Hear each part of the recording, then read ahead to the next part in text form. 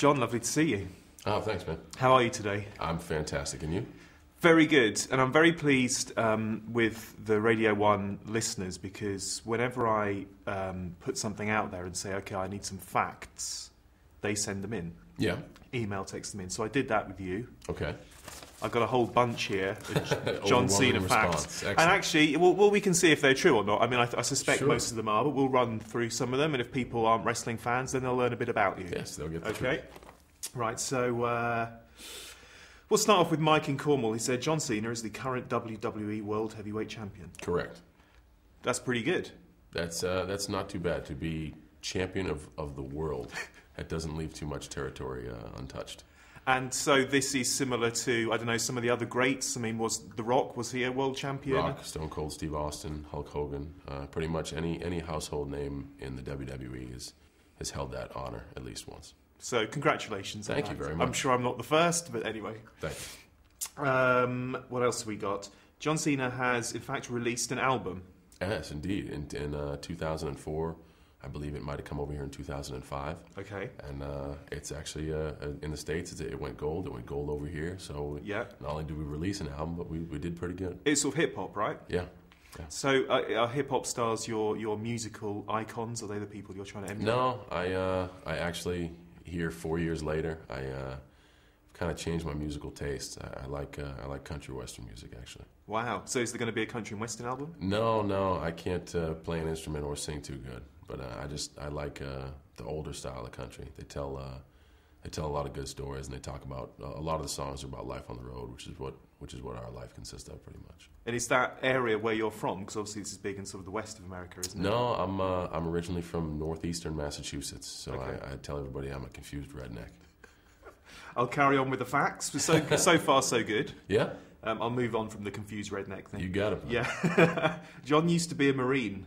That is false. Oh, okay. Is that sort of something on the internet then? Have you heard Yes, that I before? think everyone actually was so pleased with the convincing performance in the Marine, and Which was your first film, yeah, right? I just have that typical kind of Marine build. I always keep my hair short, so everybody thinks I served, but that is absolutely false. That was from Ben the trucker. He doesn't know what he's talking about. Maybe he's spending enough time shipping goods. Let's hope he's doing his job.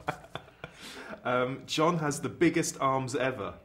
That's completely false. I certainly pride myself on being as strong as I possibly can, but I've never measured. I don't know. I mean, they are pretty big. I think we can say that. I appreciate that, but biggest arms ever is absolutely false.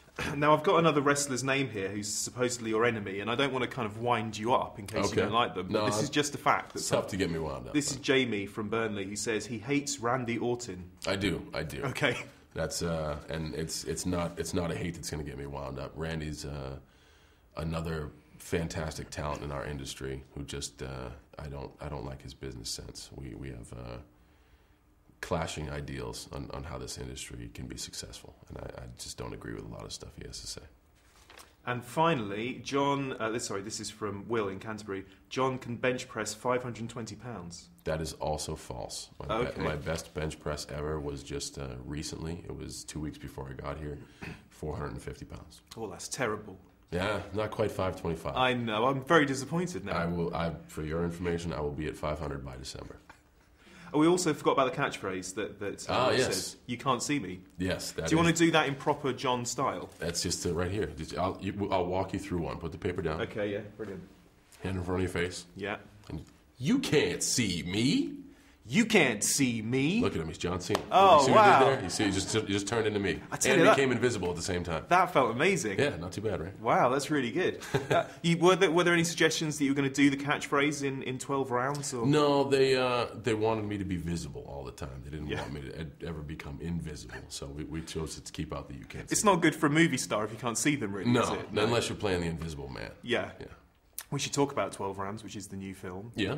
I'm wondering with the move into acting, as we said, this is your second film, how far you'd want to go with it? Because obviously, when you are a wrestler and you look how you look, you're not going to be playing, the nerd. You're not going to be playing. Yeah. But would you like to eventually? Do you think that in the future you can really branch out and do lots of different roles, or is it very much action? I mean, I think I'm very comfortable doing action movies, but I certainly would like to branch out and do whatever is a good fit for somebody at 6 feet, 250 pounds.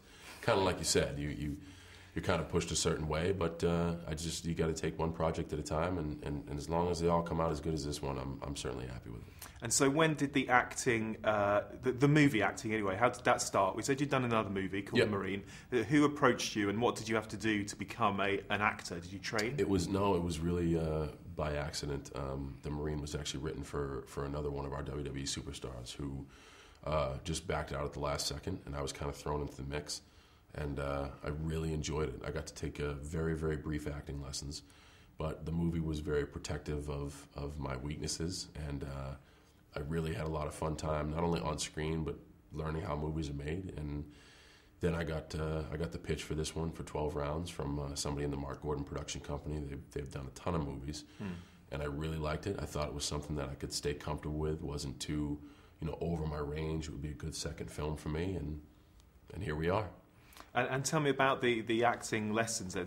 Is this ongoing? Is this something with the next movie again? It's something that as each movie comes around, I try to take a little bit of a downtime, a little bit of a pause in my WWE commitments to try to just better myself for each role. It's not something that is too ongoing with me, just because we have 250 live performances a year with the WWE, so I'm basically on the road all the time. But as the projects come up, I do what I can to get with an acting coach to try to prepare for that role, not just being a better actor overall. I just want to make that performance as good as I can.